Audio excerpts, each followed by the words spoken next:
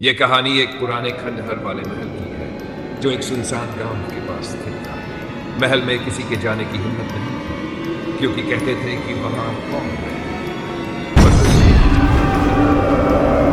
शुरुआत गांव में अजीब किस्से मशहूर थे। कहते थे कि जो भी उस महल में जाता वापस कर आता। हर रात महल से एक अजीब सी चीज सुनाई देती जैसे कोई दर्द में रो रहा हो। कुछ लोग कहते थे कि वो किसी आत्मा की आवाज है और उसका नाम कौन। महल का रहस्य कहा जाता था कि वर्षों पहले उस महल में एक रानी रहती थी। वह बहुत खूबसूरत थी लेकिन उसकी जिंदगी दुखों से भरी थी। उसके पति ने उसे धोखा दिया और फिर एक रात उसने खुद को उस महल के कुएं में फेंक दिया। तभी से उस महल में अजीब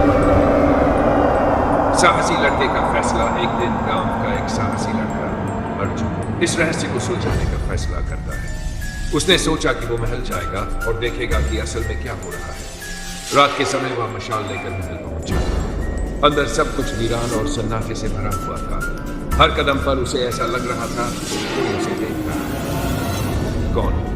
जैसे ही वह महल के अंदर पहुंचा उसे एक कमरे से किसी के रोने की आवाज सुनाई। उसने धीरे धीरे कमरे का दरवाजा खोला। अंदर एक सफेद साड़ी पहने हुई औरत बैठी थी जो दीवार की तरफ पीठ करके बैठी थी। अर्जुन ने डरते हुए पूछा, तुम कौन? औरत ने धीरे से गर्दन उठाई। उसका चेहरा इतना डरावना था कि अर्जुन ने समझ सका।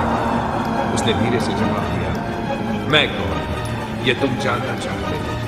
फिर वह अर्जुन से हंसने लगी। उसकी हंसी इतनी डरावनी थी कि महल की दीवारें गूंज उठी।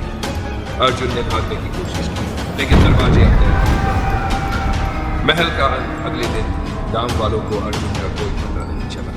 जब लोग महल के पास गए तो सिर्फ एक खून से सना हुआ कागज मिला जिस पर लिखा था, मुझे पहचानने की कोशिश मत करना, मैं वही हूँ जो हमेशा से थी।